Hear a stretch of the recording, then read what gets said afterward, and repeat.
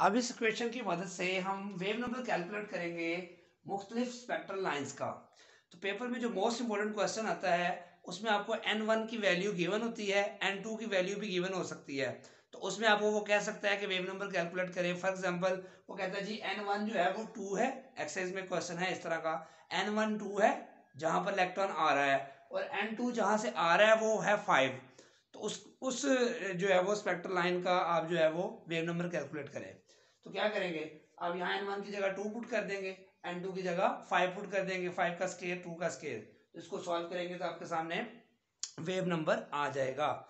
दूसरा क्वेश्चन का तरीका क्या है कि n1 n2 आपको ना दे, वो आपसे कह दे कि लाइमन सीरीज की फर्स्ट लाइन का वेव नंबर कैलकुलेट करें, लाइमन सीरीज की सेकंड लाइन का वेव नंबर कैलकुलेट करें। तो इस तरह आपको भी क्वेश्चन दे सकता है। बामर series, Paschen series, Brackett series, front series, कोई भी लाइन दे सकता है, लेकिन उसमें आपको डाटा कोई नहीं देगा। आपने खुद ही अंदाजा लगाना है कि इसमें n1 क्या होगा और n2 क्या होगा। फॉर एग्जांपल वो कहता है लाइमन सीरीज की फर्स्ट लाइन का वेव नंबर कैलकुलेट करें।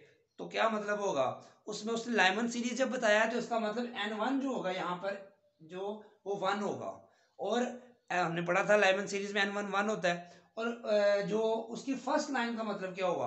अब आपको पता है n2 उसमें क्या था, 2 3 4 अप टू इन्फिनिटी। यहाँ जो कि फर्स्ट लाइन कहा है तो फर्स्ट लाइन कम बनती है जब n1 1 हो और n2 2 हो। वेरी नेक्स्ट ऑर्बिट से जब इलेक्ट्रॉन जंप करेगा नीचे आएगा तो उससे जो रेडिएशन एमिट करेगा वो जो स्पेक्ट्रल लाइन होगी उसकी जो वेव नंबर होगी वो जो है फर्स्ट लाइन कहलाएगी, वो स्पेक्ट्रल लाइन फर्स्ट लाइन कहलाएगी।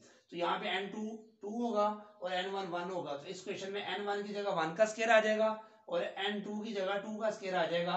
तो इसको आप सॉल्व करेंगे तो आंसर आ जाएगा 82.26 इंटू 10⁵ पर मीटर। तो ये वेव नंबर आपके सामने आ गया। इसी तरह वो कह देगा आपको लाइमन सीरीज की सेकंड लाइन का वेव नंबर कैलकुलेट करें। तो सेम n1 की जगह 1 ही रहेगा, लेकिन n2 की जगह 3 हो जाएगा उससे अगला ऑर्बिट। थर्ड ऑर्बिट से जब फर्स्ट में जंप करता है तो हमने पढ़ा था वो सेकंड लाइन होती है लाइमन सीरीज की। तो यहाँ पे देखिए 3 का स्केयर आ गया, ये 1 का स्केयर ही रहेगा। तो इसको सॉल्व करेंगे तो 97.49 इंटू 10⁵ पर मीटर आंसर आया। तो देखिए ये आंसर 82 था, ये 97, तो वैल्यू बढ़ गई। तो हमने ये पढ़ा था कि जो फर्स्ट लाइन है उसका वेव नंबर, एनर्जी, फ्रीक्वेंसी कम होती है। जो सेकंड लाइन होती है उनमें जो कि एनर्जी गैप ज़्यादा हो गया है, क्योंकि फर्स्ट और थर्ड के दरमियान एनर्जी गैप ज़्यादा होता है, तो उसकी वेव फ्रीक्वेंसी भी ज़्यादा है, एनर्जी भी ज़्यादा होगी, वेव नंबर भी ज़्यादा होगा। अब इसी तरह थर्ड लाइन निकालनी है तो यहाँ पे 3 की जगह 4 का स्केयर आ जाएगा, वो आप खुद सॉल्व कीजिएगा। आगे हम कहते हैं जो अगर वो ये कहते हैं आपको कि लाइमन सीरीज की लिमिटिंग लाइन की वेव नंबर कैलकुलेट करें। तो लिमिटिंग लाइन आपको बताया था कब होती है, जब आप n1 तो 1 ही रहेगा लाइमन सीरीज में, n1 तो 1 ही होगा, लेकिन n2 क्या हो जाएगा, इन्फिनिटी हो जाएगा। तो 1/इन्फिनिटी का स्केयर पुट कर देंगे तो इसको सॉल्व करेंगे, 1/1 का स्केयर 1 ही आ जाएगा, 1/इन्फिनिटी 0 होता है। तो यही वैल्यू आ जाएगी 1.0967 इंटू 10⁷ पर मीटर। लेकिन इसको इन वैल्यूज के साथ कंपेयर करने के लिए इस डेसिमल को आगे मूव करवाएंगे। जब जब ये डेसिमल 1 आगे जाएगा, 2 आगे जाएगा, तो ये हमारे पास आ जाएगा 10⁵, क्योंकि 2 डेसिमल जब आगे मूव करवाएंगे, ठीक है, तो ऊपर से पावर 2 पीछे आ जाएगी। तो ये 10⁵ हो जाएगा, ताकि इस वैल्यू से हम कंपेयर कर सकेंगे वैल्यू बढ़ी है ये कम हुई है। तो यकीनन देखें ये वैल्यू इस वैल्यू से भी ज़्यादा हो गई है। इसी तरह जो है आपसे वो कहेगा बामर सीरीज की फर्स्ट लाइन का वेव नंबर कैलकुलेट करें। तो n1 इसमें क्या होता है, बामर सीरीज में आपको पता है 2, बामर सीरीज में n1 क्या होता है 2, और n2 क्या हो सकता है 3 4 5 अप टू इन्फिनिटी। क्योंकि फर्स्ट लाइन का वेव नंबर कैलकुलेट करना है तो यहाँ पे 3 पुट करेंगे, तो यहाँ पे 2 का स्केयर आ जाएगा, यहाँ पे 3 का स्केयर, यहाँ पे 1 की जगह 2 का स्केयर आ जाएगा, क्योंकि वो लाइमन सीरीज थी तो n1 1 था। बामर सीरीज में n1 2 है, 2 का स्केयर इधर 3 से स्टार्ट करेंगे, 3 का स्केयर सॉल्व करेंगे 15.234। तो ये वैल्यू देखें कम है। इन तमाम वैल्यू से ये वैल्यू, इसकी फर्स्ट लाइन की वैल्यू क्या आई थी, इसकी फर्स्ट लाइन की वेव नंबर की वैल्यू ये आई है। क्या मतलब कि बामर सीरीज की एनर्जी, फ्रीक्वेंसी और वेव नंबर कम होता है लाइमन सीरीज की फ्रीक्वेंसी, वेव नंबर और जो है वो एनर्जी से।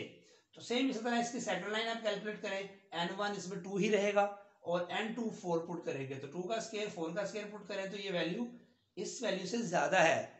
ठीक है, क्या मतलब कि जब बामर सीरीज की भी सेकंड लाइन लेंगे उनमें भी एनर्जी गैप ज्यादा होगा, क्योंकि यहाँ पे था 2 और 3 में एनर्जी गैप, यहाँ 2 और 4 है, तो 2 और 4 में एनर्जी गैप ज़्यादा होगा, तो फ्रीक्वेंसी भी ज़्यादा, वेव नंबर भी ज़्यादा आएगा। इसी तरह इसकी थर्ड लाइन भी आप कैलकुलेट कर सकते हैं।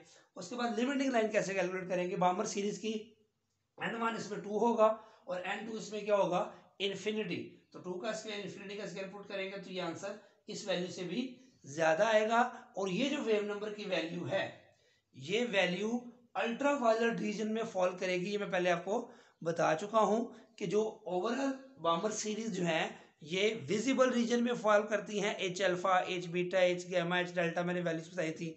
लेकिन बार्मर सीरीज की एक लाइन जिसको लिमिटिंग लाइन कहते हैं, ये आपकी बुक की आखिरी लाइन लिखी हुई है इस टॉपिक की, वो अल्ट्रा वायलेट रीजन में लाई करती है, फॉल करती है। अगर आपको ऑब्जेक्टिव में पूछा जाए कि जो अल्ट्रा वायलेट जो बार्मर सीरीज की लिमिटिंग लाइन किस रीजन में फॉल करती है, तो वो अल्ट्रा वायलेट रीजन में फॉल करती है। बाकी तमाम जो लाइंस हैं वो विजिबल रीजन में फॉल करती हैं, जबकि लाइनमैन सीरीज किस में फॉल करती हैं? अल्ट्रा वायलेट में सारी।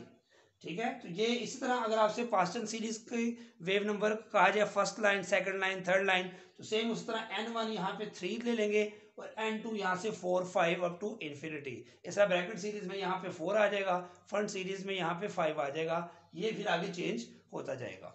तो ये सिंपल टॉपिक था। इससे इंपॉर्टेंट शॉर्ट क्वेश्चन पेपर में आता है, calculate wave number for first line, second line, किसी भी सीरीज का नाम दे के वो कह देगा, या वो n1 भी बता देगा आपको, n2 भी बता देगा। तो हमें याद रखें। अल्लाह हाफिज। बिस्मिल्लाहिर्रहमानिर्रहीम। अस्सलाम वालेकुम स्टूडेंट्स। लास्ट लेक्चर में हमने डिस्कस किया था स्पेक्ट्रम, स्पेक्ट्रम की टाइप्स, उसके बाद फिर एटॉमिक स्पेक्ट्रम और उसकी टाइप्स। आज हम डिस्कस करेंगे calculation of wave number, calculation of wave number, frequency and energy difference between two orbits. यानी कि बोहर मॉडल में हमने क्या डिस्कस किया था कि बोहर मॉडल में हमने ये डिस्कस किया था कि जब दो ऑर्बिट्स के दरमियान इलेक्ट्रॉन की ट्रांजिशन होती है, फॉर एग्जांपल इलेक्ट्रॉन एक लो एनर्जी लेवल से हाई एनर्जी लेवल में जाता है या हाई एनर्जी लेवल से लो एनर्जी में आता है, तो वो एनर्जी या तो एब्जॉर्ब करता है या लूज करता है। तो यहाँ हम डिस्कस कर रहे हैं कि अगर इलेक्ट्रॉन इस हाई ऑर्बिट से इस लोअर ऑर्बिट में जंप करता है, तो हाई ऑर्बिट में उसकी एनर्जी कितनी है? E2, और लोअर ऑर्बिट में उसकी एनर्जी कितनी है? E1। अब ये हाई ऑर्बिट और लोअर ऑर्बिट कोई भी हो सकता है, first, second, third and fourth, fifth and six, second and fourth, कोई भी दो एनर्जी लेवल आप ले सकते हैं जहां से इलेक्ट्रॉन जो है वो मूव करके जो है वो दूसरे ऑर्बिट में जा रहा है। हमने फर्ज कर लिया एक इलेक्ट्रॉन E2 एनर्जी लेवल पे था और वो जंप करके E1 लो एनर्जी में आता है, तो वो कितनी एनर्जी लूज करेगा और उसकी एनर्जी कितनी लूज करेगा, उसकी फ्रीक्वेंसी क्या होगी और उसका वेव नंबर क्या होगा, उसको कैलकुलेट करना है अकॉर्डिंग टू बोहर्स मॉडल। तो उसके लिए हमारे पास देखिए इलेक्ट्रॉन यहां से यहां जंप करना है, तो इसकी फ्रीक्वेंसी फाइंड करनी है हमने कितनी होगी, और इसकी वेव नंबर कैलकुलेट करना है। और इन दोनों के दरमियान सबसे पहले हम कैलकुलेट करेंगे एनर्जी डिफरेंस। दो ऑर्बिट्स के दरमियान जितना एनर्जी डिफरेंस होगा उतनी एनर्जी इलेक्ट्रॉन लूज करेगा इस ऑर्बिट से इस ऑर्बिट में जंप करने के लिए। ये हम पहले पढ़ चुके हैं। सेम इसी तरह इलेक्ट्रॉन यहां से वापस यहां जाना चाहता है, तो ये उतनी ही एनर्जी का फोटॉन एब्जॉर्ब करेगा जो इन दो ऑर्बिट्स के दरमियान एनर्जी गैप एग्जिस्ट करता है। तो आइए हम इससे स्टार्ट करते हैं। लेकिन ये एक्सप्रेशन हमने बोहर्स मॉडल से लिया है। अगर आपने प्रीवियस लेक्चर सुने हुए हैं कि जो energy of electron revolving in nth orbit, तो ये वही एक्सप्रेशन हमारे सामने मौजूद है। लेकिन यहाँ पे मैंने 1 लिख दिया, यहाँ पे n1 लिख दिया, बाकी सारी इक्वेशन सेम है। क्या मतलब कि हमने यहाँ पे n लिखा था, n का मतलब कोई भी nth ऑर्बिट, यहाँ पे मैंने वो जो है E1 एनर्जी लेवल कह दिया। इसी तरह ये n1 का मतलब किसी भी जो एनर्जी लेवल 1 है उसका जो nth ऑर्बिट है वो 1 भी हो सकता है, 2 भी हो सकता है, 3 कोई भी हो सकता है। तो ये n1 यहाँ पे E1। इसी तरह इस ऑर्बिट के हवाले से एनर्जी कैलकुलेट करनी है तो E2 लिख देंगे, और ये जो ऑर्बिट है बाकी सारी इक्वेशन सेम है, तो यहाँ आ जाएगा यहाँ पे n2, यानी कि इस ऑर्बिट का नाम रख दिया n1, इस ऑर्बिट का नाम रख दिया n2। इसको 1 2 क्यों नहीं कहा? क्योंकि ये ऑर्बिट 1 भी हो सकता है, 2 भी हो सकता है, 3 कोई भी हो सकता है। इस तरह n2 भी कोई भी हो सकता है फिफ्थ से इलेक्ट्रॉन फर्स्ट में जंप करे तो n2 5 हो जाएगा और n1 1 ही रहेगा। हो सकता है इलेक्ट्रॉन 4 से सेकंड में जंप करे तो n2 4 हो जाएगा और n1 2 होगा। तो ये हमने स्पेक्ट्रम जो हाइड्रोजन स्पेक्ट्रम पढ़ा था उसमें जब हमने लाइमन सीरीज पढ़ी थी, बामर सीरीज पढ़ी थी, Paschen series, Brackett series, fund series पढ़ी थी, वहां हमने n1 और n2 को तफसील से डिस्कस किया हुआ है। तो ये एनर्जी की इक्वेशन हमें प्रीवियस बोहर मॉडल से मिली जिसमें हमने डेरिवेशन की थी, ये भी वही है, सिर्फ यहाँ पे 1 लगाया, यहाँ पे n1 कर दिया, यहाँ 2 लगाया, यहाँ पे n2 कर दिया कि दो ऑर्बिट्स के दरमियान जितना एनर्जी डिफरेंस होगा वो हमने कैलकुलेट करना है। तो इसके लिए क्या तरीकाकार बताया था कि जितना दो ऑर्बिट्स के दरमियान एनर्जी डिफरेंस आएगा वो ही एनर्जी का फोटॉन वो इलेक्ट्रॉन लूज करेगा। तो हमारे पास डेल्टा ई हम फाइंड करेंगे, ये बहुत पोस्टुलेट्स में हमने पढ़ा था। E2 माइनस E1, दो ऑर्बिट्स में एनर्जी गैप कैसे फाइंड करेंगे? E2 माइनस E1, यहाँ जो एनर्जी है E2, यहाँ एनर्जी है E1, E2 माइनस E1, तो उनका जो डिफरेंस आएगा वो किसके बराबर आएगा? फोटॉन, जिस फोटॉन की एनर्जी वो एमिट करेगा। लेकिन हमने इसको कैलकुलेट करना है ये कितनी एनर्जी है, तो E2 की वैल्यू ये थी, ये सारी हमने यहाँ पुट कर दी E2 की जगह पे, और कुछ भी नहीं करना। समझ ले, ये दो वैल्यूज आपको याद करनी पड़ेगी, आगे वाला सारा काम इसको देख के करना है, उसके लिए कोई मुश्किल स्टेप्स नहीं है। तो यहाँ E2 की वैल्यू पुट की, ये वाली, E1 की वैल्यू ये वाली पुट कर दी। अब यहाँ चूंकि -7 आ रहा है ये क्वेश्चन का, ये प्रीवियस क्वेश्चन है, इसको हम तफसील से डिस्कस नहीं कर रहे हैं। अब ये E2 की जगह ये आ गया, E1 की जगह पे ये आ गया, माइनस माइनस क्या होगा आपको पता है? प्लस, तो ये प्लस कर देना, बाकी और कुछ भी नहीं करना, जस्ट ये एज इट इज आ गया और ये भी एज इट इज आ गया, सब माइनस माइनस प्लस हो गया। अब इसमें गौर करें एक बात, कोई चीज कॉमन निकल रही है? डेफिनेटली निकल रही है। Z square E4m, Z square E4m, 8 epsilon not square, 8 epsilon not square, h square h square, ये n2 का स्केयर, ये n1 का स्केयर, ये कॉमन ही आएगा, बाकी सारा फैक्टर कॉमन आ जाएगा। तो देखें Z square E4m over 8 epsilon not square h square common आ गया। जब ये कॉमन चला गया सारा, तो अंदर क्या बचेगा?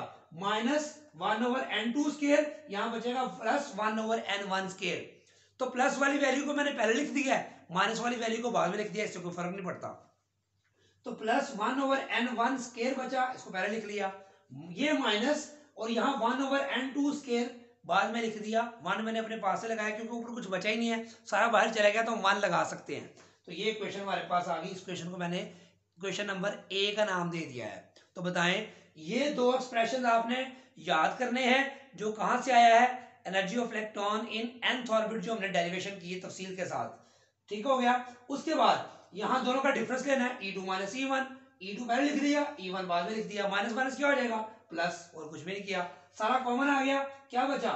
यहाँ बचा -1 ओवर n2 स्केयर, यहाँ बचा +1 ओवर n1 स्केयर। प्लस वाली वैल्यू को पहले लिख दिया, -1 वाली को बाद में लिख दिया, और कुछ भी नहीं किया। इसको मैंने क्वेश्चन नंबर A कह दिया है। इसके बाद यहाँ Z है, Z आपको पता है हमेशा क्या करते हैं, फॉर हाइड्रोजन एटम Z किसके बराबर होता है? 1 के, तो यहाँ 1 पुट कर दें, तो हमारे पास क्या क्वेश्चन बचेगी? जब इसको हम 1 पुट कर देंगे तो बाकी सा क्या बचेगा? E4m over 8 epsilon not square h square. और करनी है मेरी बात को कि E क्या है? Charge constant, mass of electron constant, 8 constant, epsilon not vacuum permittivity constant, H भी क्या है? प्लैंक्स कांस्टेंट, ये भी कांस्टेंट वैल्यू है। तो इन तमाम कांस्टेंट्स की वैल्यू हम प्रीवियस लेक्चर्स में डिस्कस करते आए हैं। इन तमाम कांस्टेंट्स को दोबारा लिखा, E4m over 8 epsilon not square h square, यानी कि ये जो फैक्टर जो कॉमन निकाला था इसमें z क्या हो गया? 1, तो बाकी सा जो बचा वो सारा कांस्टेंट है। उस कांस्टेंट की वैल्यू यहाँ पे पुट करेंगे। जैसा आपको याद होगा हमने जब रेडियस की इक्वेशन ड्राइव की थी तभी हमने कांस्टेंट की वैल्यू लिखी थी 0.529। इसी तरह जब हमने एनर्जी की इक्वेशन ड्राइव की थी वहां भी हमारे पास एक कांस्टेंट की वैल्यू आई थी। तो यहाँ भी ये सारा फैक्टर कांस्टेंट है। इस कांस्टेंट को कांस्टेंट्स की वैल्यू को पुट करने के बाद हमारे पास जो आंसर आएगा आपने डायरेक्ट याद करना है, वो क्या होता है? 2.18 इंटू 10⁻18 जूल। तो ये वैल्यू आपने इस इक्वेशन में पुट कर देनी है, जहां z आप 1 ले लेंगे। तुम्हारे पास देखें फ्रॉम क्वेश्चन A, ये सारे फैक्टर की वैल्यू ये आई, z1 हो गया, तो z1 हो गया, 1 का स्क्वायर खत्म, ये सारा कांस्टेंट है, उसकी वैल्यू की जगह मैंने लिख दिया 2.18 इंटू 10⁻18। कोई मुश्किल बात तो नहीं है, सिंपल है। अब सिंपल मैथमेटिक्स से कर रहे हैं। अब डेल्टा ई हमने पढ़ा किसके बराबर होता है? अब ये जो आंसर है डेल्टा ई, अगर आपसे कहा जाए कि दो ऑर्बिट्स के दरमियान एनर्जी डिफरेंस फाइंड करें, तो आपने जस्ट वैल्यू ये फॉर्मूला लगाना है 2.18 इंटू 10⁻18। अब यहाँ n1 की जगह क्या पुट करेंगे, n2 की जगह क्या पुट करेंगे, ये वेरिएबल है, यानी कि ये क्वेश्चन में गिवन होगा। अगर आपसे मैं कहता हूं कि आप एनर्जी डिफरेंस फाइंड करें फोर्थ ऑर्बिट और फर्स्ट ऑर्बिट में इलेक्ट्रॉन जंप करता है, तो फोर्थ ऑर्बिट का मतलब n2 4 का स्केयर आ जाएगा और n1 1 का स्केयर आ जाएगा। मैं कहता हूं बेटा आपने जो इलेक्ट्रॉन जंप कर रहा है 6 ऑर्बिट से सेकंड ऑर्बिट में, तो n2 की जगह 6 का स्केयर आ जाएगा और n1 की जगह 2 का स्केयर आ जाएगा, यानी कि n1 n2 अगर आपको गिवन हो तो आप उनके दरमियान डेल्टा ई फाइंड कर सकते हैं इस एक्सप्रेशन की मदद से। उससे अगली बात, ये हमने डेल्टा ई कैलकुलेट कर लिया इस एक्सप्रेशन से। अब हम फाइंड करेंगे फ्रीक्वेंसी।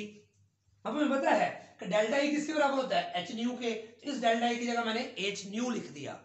आपको पता है फोटॉन की जो एनर्जी होती है वो डेल्टा ई किसके बराबर होती है, एच न्यू। अब ये एच न्यू है, इस एच को मैंने नीचे लाके डिवाइड कर दिया ताकि हम फ्रीक्वेंसी फाइंड कर सके। अब इस फैक्टर को, एच क्या है, प्लैंक्स कांस्टेंट 6.625 × 10⁻34 जूल सेकंड, इसकी वैल्यू पुट करेंगे तो इस कांस्टेंट से डिवाइड कर देंगे। तो फिर उसी तरह ही आप n1 की वैल्यू पता हो और आपको n2 की वैल्यू भी पता हो, h की वैल्यू भी आपको पता है, फिर इस एक्सप्रेशन में वैल्यूज पुट करेंगे तो you can find the frequency of the photon. जब इलेक्ट्रॉन ने जंप किया किसी भी ऑर्बिट से लोअर ऑर्बिट में, उसकी फ्रीक्वेंसी की वैल्यू भी आप इस एक्सप्रेशन से फाइंड कर सकते हैं। उससे अगला मरहला क्या है, ये फ्रीक्वेंसी भी हम इस एक्सप्रेशन से फाइंड कर लेंगे। नेक्स्ट है वेव नंबर। वेव नंबर हमारे पास, इसका एक्सप्रेशन हमने याद रखना है कि फ्रीक्वेंसी बराबर होती है वेव नंबर इनटू सी। कैसे, इसका आपको पता है हमारे पास एक एक्सप्रेशन होता है nu is equal to c over lambda, याद है, nu is equal to c over lambda. ये एक्सप्रेशन हमने प्लैंक्स क्वांटम थ्योरी में पढ़ा था। अब जो 1 ओवर लैम्डा यहाँ मौजूद है, और 1 ओवर लैम्डा आपको पता है वेव नंबर के बराबर होता है, वेव नंबर बराबर होता है 1 ओवर लैम्डा के। इसका मतलब है 1 ओवर लैम्डा की जगह वेव नंबर लगा दें तो wave number into velocity of light किसके बराबर आ जाएगा, फ्रीक्वेंसी के। तो ये एक्सप्रेशन यहां से आया है, याद रखें, frequency is equal to c over lambda होता है, 1 ओवर लैम्डा होता है वेव नंबर, तो 1 ओवर लैम्डा की जगह वेव नंबर लगाएं यहां, तो वेव नंबर इनटू वेलोसिटी, ये एक्सप्रेशन आ जाएगा। यानी कि फ्रीक्वेंसी को हम वेव नंबर में कन्वर्ट कर सकते हैं। तो इस एक्सप्रेशन में न्यू की ये वैल्यू जो है, अब देखें एक और बात कि हमारे पास जो है ना ये एक्सप्रेशन जो है, इसको पहले समझिए कहां से है। इस न्यू की जगह हमने लगा दिया न्यू बार सी, ये तो आपको आसानी से समझ आ गया। अब इस तरफ ये वैल्यू थी, लेकिन ये जो वैल्यू थी 2.18 × 10⁻18, ये इसकी जगह पे ये था, इसको मैंने दोबारा यहां पे लगा दिया, यानी कि इस वैल्यू की जगह h वहीं पे मौजूद है, इस फैक्टर को एक ये कांस्टेंट आया था, इसकी वैल्यू थी ना, इसको मैंने दोबारा यहाँ पे पुट कर दिया। लेकिन यहाँ पे था h स्क्वायर, लेकिन मैंने यहाँ पे क्या लगाया, h क्यूब। आप सोच रहे हैं कि ये h क्यूब कैसे हो गया, क्योंकि यहाँ पे h ऑलरेडी मौजूद था। जब ये वैल्यू मैंने यहाँ सारी पुट की तो h स्क्वायर इंटू h क्या हो जाएगा, h क्यूब हो जाएगा। कोई मुश्किल बात तो नहीं लगी, ये जैसे इस तरह याद रखना आपने। और इस न्यू की जगह हमने न्यू बार सी लिख दिया। अब अगली बताएं क्या बात करेंगे, इस सी को नीचे जाके क्या कर दिया, डिवाइड, क्योंकि हमने वेव नंबर कैलकुलेट करना है। अब दोबारा सी जब इधर आ गया तो ये सारा फैक्टर, फिर दोबारा ये सारा फैक्टर क्या हो जाएगा, कांस्टेंट है। लेकिन इस नए कांस्टेंट को हम कहते हैं रिडबर्ग कांस्टेंट, इसको R8 से रिप्रेजेंट करते हैं। जैसे इस कांस्टेंट की ये वैल्यू थी, इसी तरह रिडबर्ग कांस्टेंट की वैल्यू क्या आती है, 1.09678 into 10⁻7 into 1 over n1 square minus 1 over n2 square पर मीटर, क्योंकि वेव नंबर है तो पर मीटर में आएगा। ये फ्रीक्वेंसी थी, ये किसमें आई थी, हर्ट्स या साइकिल्स पर सेकंड। तो ये यूनिट इसका आ गया फ्रीक्वेंसी का।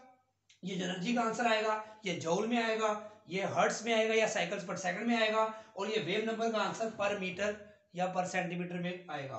तो 1 over n1 square minus 1 over n2 square. अब देखें ये वैल्यू क्या कराएगी, रिडबर्ग कांस्टेंट, इसको RH भी कहते हैं, तो रिडबर्ग कांस्टेंट भी कहते हैं। अब ये जो एक्सप्रेशन हमारे पास आया है, इस एक्सप्रेशन की मदद से हम वेव नंबर कैलकुलेट कर सकते हैं, वेव नंबर कैलकुलेट कर सकते हैं। फॉर एग्जांपल इसके लिए क्या पता होना चाहिए, n1 का पता होना चाहिए और n2 का पता होना चाहिए। फर्ज करें मैं कहता हूं कि इलेक्ट्रॉन जो n1 है, जहां पर इलेक्ट्रॉन आ रहा है वो है 1, और जहां से आ रहा है वो है 4, तो यहां n2 की जगह 4 का स्क्वायर पुट कर देंगे और n1 की जगह 1 का स्क्वायर पुट करके कैलकुलेट करेंगे तो हमारे पास वेव नंबर आ जाएगा उस फोटॉन का जो 4 ऑर्बिट से इलेक्ट्रॉन जब फर्स्ट ऑर्बिट में जंप करेगा उसका वेव नंबर कैलकुलेट कर लेंगे। अगर मैं कहता हूँ सेकंड से फर्स्ट में इलेक्ट्रॉन जंप करता है तो सेकंड का मतलब n2 की जगह आ जाएगा 2 का स्केयर और यहाँ n1 की जगह 1 का स्केयर। इस तरह किसी भी फोटॉन का आप वेव नंबर कैलकुलेट कर सकते हैं जब इलेक्ट्रॉन किसी भी हर ऑर्बिट से लोअर ऑर्बिट में जंप करेगा। इसका मतलब है मोस्ट इंपॉर्टेंट बात क्या हुई, value of n1 and value of n2, यानी कि n1 क्या है जहां इलेक्ट्रॉन जंप कर रहा है, n2 क्या है जहां से कर रहा है। तो ये दो ऑर्बिट्स की n1 n2 की वैल्यू पता होगी, इस फॉर्मूले में पुट करके हम आगे नेक्स्ट लेक्चर में या बल्कि इसके साथ ही आगे कंटिन्यू करेंगे। हम क्या डिस्कस करेंगे कि अगर लाइमन सीरीज है, बामर सीरीज है, पास्टन सीरीज है, ब्रैकेट सीरीज है, फंड सीरीज है, तो उसमें हम कैसे उसका वेव नंबर कैलकुलेट करेंगे। अब इस इक्वेशन की मदद से हम वेव नंबर कैलकुलेट करेंगे मुख्तलिफ स्पेक्ट्रल लाइंस का। तो पेपर में जो मोस्ट इंपॉर्टेंट क्वेश्चन आता है उसमें आपको n1 की वैल्यू गिवन होती है, n2 की वैल्यू भी गिवन हो सकती है। तो उसमें आपको वो कह सकता है कि वेव नंबर कैलकुलेट करें। फॉर एग्जांपल वो कहता है जी n1 जो है वो 2 है, एक्सरसाइज में क्वेश्चन है इस तरह का, n1 2 है जहां पर इलेक्ट्रॉन आ रहा है और n2 जहां से आ रहा है वो है 5। तो उस जो है वो स्पेक्ट्रल लाइन का आप जो है वो वेव नंबर कैलकुलेट करें। तो क्या करेंगे, आप यहाँ n1 की जगह 2 पुट कर देंगे, n2 की जगह 5 पुट कर देंगे, 5 का स्केयर 2 का स्केयर। तो इसको सॉल्व करेंगे तो आपके सामने वेव नंबर आ जाएगा। दूसरा क्वेश्चन का तरीका क्या है कि n1 n2 आपको ना दे, वो आपसे कह दे कि लाइमन सीरीज की फर्स्ट लाइन का वेव नंबर कैलकुलेट करें, लाइमन सीरीज की सेकंड लाइन का वेव नंबर कैलकुलेट करें। तो इस तरह आपको भी क्वेश्चन दे सकता है, बामर series, Paschen series, Brackett series, fund series, कोई भी लाइन दे सकता है, लेकिन उसमें आपको डाटा कोई नहीं देगा, आपने खुद ही अंदाजा लगाना है कि इसमें n1 क्या होगा और n2 क्या होगा। फॉर एग्जांपल वो कहता है लाइमन सीरीज की फर्स्ट लाइन का वेव नंबर कैलकुलेट करें, तो क्या मतलब होगा, उसमें उसने लाइमन सीरीज जब बताया तो इसका मतलब n1 जो होगा यहाँ पर जो वो 1 होगा, और हमने पढ़ा था लाइमन सीरीज में n1 1 होता है, और जो उसकी फर्स्ट लाइन का मतलब क्या होगा। अब होता है n2 उसमें क्या था 2 3 4 अप टू इन्फिनिटी, यहाँ चूंकि फर्स्ट लाइन कहा है तो फर्स्ट लाइन कम बनती है जब n1 1 हो और n2 2 हो, वेरी नेक्स्ट ऑर्बिट से जब इलेक्ट्रॉन जंप करेगा नीचे आएगा तो उससे जो रेडिएशन एमिट करेगा वो जो स्पेक्ट्रल लाइन होगी उसकी जो वेव नंबर होगी वो जो है फर्स्ट लाइन कहलाएगी, वो स्पेक्ट्रल लाइन फर्स्ट लाइन कहलाएगी। तो यहाँ पे n2 2 होगा और n1 1 होगा, तो इस क्वेश्चन में n1 की जगह 1 का स्केयर आ जाएगा और n2 की जगह 2 का स्केयर आ जाएगा।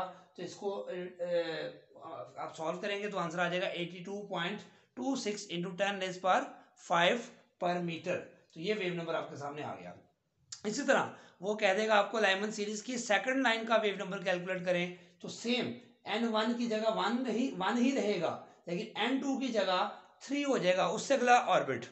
थर्ड ऑर्बिट से जब फर्स्ट में जंप करता है तो हमने पढ़ा था वो सेकंड लाइन होती है लाइमन सीरीज की। तो यहाँ पे देखिए 3 का स्केयर आ गया, ये 1 का स्केयर ही रहेगा।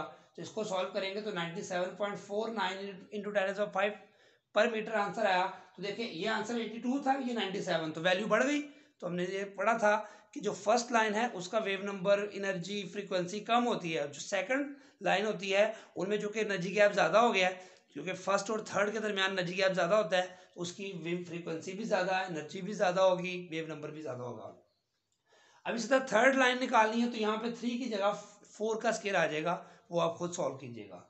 आगे हम कहते हैं जो अगर वो ये कहता है आपको कि लाइमन सीरीज की लिमिटिंग लाइन की वेव नंबर कैलकुलेट करें, तो लिमिटिंग लाइन आपको बताया था कब होती है, जब आप n1 तो 1 ही रहेगा लाइमन सीरीज में, n1 तो 1 ही होगा, लेकिन n2 क्या हो जाएगा इन्फिनिटी हो जाएगा। तो 1/इन्फिनिटी का स्केयर पुट कर देंगे तो इसको सॉल्व करेंगे 1/1 का स्केयर 1 ही आ जाएगा, 1/इन्फिनिटी 0 होता है, तो यही वैल्यू आ जाएगी 1.0967 इंटू 10⁷ पर मीटर। लेकिन इसको इन वैल्यूज के साथ कंपेयर करने के लिए इस डेसिमल को आगे मूव करवाएंगे, जब ये डेसिमल 1 आगे जाएगा 2 आगे जाएगा तो ये हमारे पास आ जाएगा 10⁵, क्योंकि 2 डेसिमल जब आगे मूव करवाएंगे, ठीक है, तो ऊपर से पावर 2 पीछे आ जाएगी, तो ये 10⁵ हो जाएगा, ताकि इस वैल्यू से हम कंपेयर कर सकेंगे वैल्यू बढ़ी है ये कम हुई है। तो यकीनन देखें ये वैल्यू इस वैल्यू से भी ज्यादा हो गई है। इसी तरह जो है आपसे वो कहेगा बामर सीरीज की फर्स्ट लाइन का वेव नंबर कैलकुलेट करें, तो n1 इसमें क्या होता है बामर सीरीज में आपको पता है 2, बामर सीरीज में n1 क्या होता है 2 और n2 भी हो सकता है 3, 4, 5 अप टू इन्फिनिटी। क्योंकि फर्स्ट लाइन का वेव नंबर कैलकुलेट करना है तो यहाँ पे 3 पुट करेंगे, तो यहाँ पे 2 का स्केयर आ जाएगा, यहाँ पे 3 का स्केयर, यहाँ पे 1 की जगह 2 का स्केयर आ जाएगा। क्योंकि वो लाइमन सीरीज थी तो n1 1 था, बामर सीरीज में n1 2 है। 2 का स्केयर इधर 3 से स्टार्ट करेंगे, 3 का स्केयर सॉल्व करेंगे 15.234, तो ये वैल्यू देखें कम है। इन तमाम वैल्यू से ये वैल्यू, इसकी फर्स्ट लाइन की वैल्यू क्या आई थी, इसकी फर्स्ट लाइन की वेव नंबर की वैल्यू ये आई है। क्या मतलब कि बामर सीरीज की एनर्जी, फ्रीक्वेंसी और वेव नंबर कम होता है लाइमन सीरीज की फ्रीक्वेंसी, वेव नंबर और जो है वो एनर्जी से। तो सेम इसी तरह इसकी सेकंड लाइन आप कैलकुलेट करें, n1 इसमें 2 ही रहेगा और n2 4 पुट करेंगे, तो 2 का स्केयर 4 का स्केयर पुट करें तो ये वैल्यू इस वैल्यू से ज्यादा है। ठीक है, क्या मतलब कि जब बामर सीरीज की भी सेकंड लाइन लेंगे उनमें भी एनर्जी गैप ज्यादा होगा, क्योंकि यहाँ पे था 2 और 3 में एनर्जी गैप, यहाँ 2 और 4 है, तो 2 और 4 में एनर्जी गैप ज्यादा होगा, तो फ्रीक्वेंसी भी ज्यादा, वेव नंबर भी ज्यादा आएगा। इसी तरह इसकी थर्ड लाइन भी आप कैलकुलेट कर सकते हैं। उसके बाद लिमिटिंग लाइन कैसे कैलकुलेट करेंगे, बामर सीरीज की n1 इसमें 2 होगा और n2 इसमें क्या होगा इन्फिनिटी, तो 2 का स्क्वायर इन्फिनिटी का स्क्वायर पुट करेंगे तो ये आंसर इस वैल्यू से भी ज्यादा आएगा। और ये जो वेव नंबर की वैल्यू है, ये वैल्यू अल्ट्रा वायलेट रीजन में फॉल करेगी। ये मैं पहले आपको बता चुका हूं कि जो ओवरऑल बामर सीरीज जो है ये विजिबल रीजन में फॉल करती हैं, H alpha, H beta, H gamma, H delta, मैंने वैल्यूज बताई थी। लेकिन बामर सीरीज की एक लाइन जिसको लिमिटिंग लाइन कहते हैं, ये आपकी बुक की आखिरी लाइन लिखी हुई है इस टॉपिक की, वो अल्ट्रा वायलेट रीजन में लाई करती है, फॉल करती है। अगर आपको ऑब्जेक्टिव में पूछा जाए कि जो अल्ट्रा वायलेट, जो बामर सीरीज की लिमिटिंग लाइन किस रीजन में फॉल करती है, तो वो अल्ट्रा वायलेट रीजन में फॉल करती है। बाकी तमाम जो लाइंस हैं वो विजिबल रीजन में फॉल करती हैं, जबकि लाइमन सीरीज किस में फॉल करती हैं, अल्ट्रा वायलेट में सारी। ठीक है, तो ये इसी तरह अगर आपसे फास्टन सीरीज की वेव नंबर कहा जाए, first line, second line, third line, तो सेम उस तरह n1 यहाँ पे 3 ले लेंगे और n2 यहाँ से 4, 5 अप टू इन्फिनिटी। ऐसा ब्रैकेट सीरीज में यहाँ पे 4 आ जाएगा, फ्रंट सीरीज में यहाँ पे 5 आ जाएगा, ये फिर आगे चेंज होता जाएगा। तो ये सिंपल टॉपिक था। इससे इंपॉर्टेंट शॉर्ट क्वेश्चन पेपर में आता है, calculate wave number for first line, second line, किसी भी सीरीज का नाम दे के वो कह देगा, या वो n1 भी बता देगा आपको, n2 भी बता देगा। तो हमें याद रखें। अल्लाह हाफिज़।